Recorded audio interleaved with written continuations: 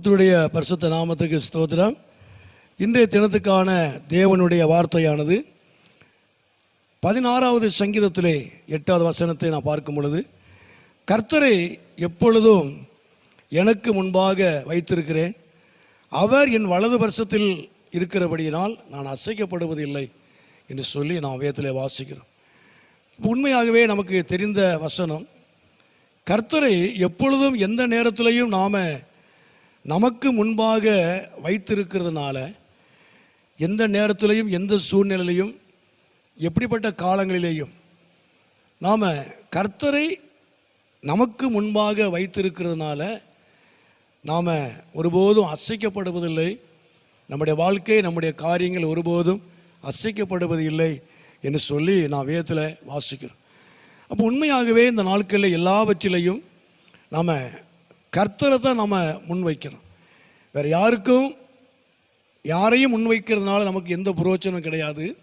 முன்னிறுத்துவதனால, முன்வைக்கிறதுனால, சார்ந்து கொள்வதனால நாம் கர்த்தரை நமக்கு முன்பாய் வைக்கும் பொழுது, அவரை நமக்கு முன்பாய் வைத்து கொள்ளும் பொழுது, அவரை சார்ந்து கொள்ளும் பொழுது நம்முடைய வாழ்க்கை, நம்முடைய காரியங்கள் ஒருபோதும் அசைக்கப்படுவது இல்லை.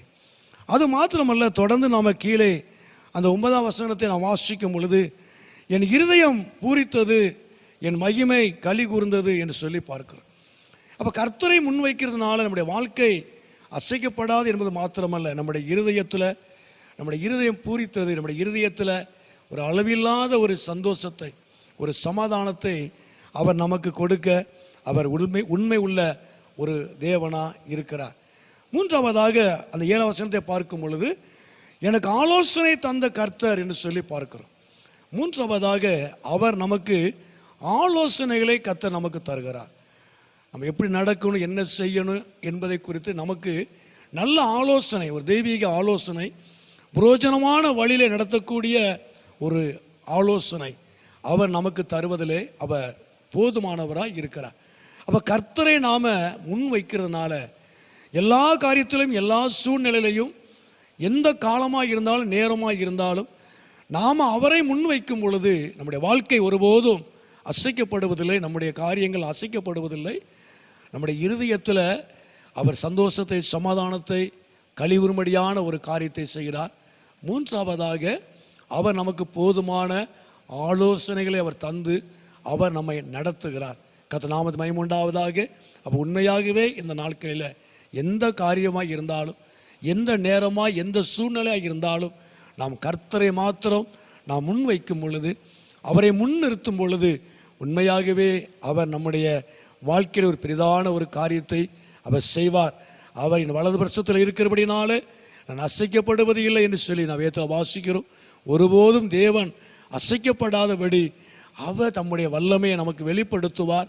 நம்மோடு கூட இருந்து அவர் நம்மை நடத்துவார்.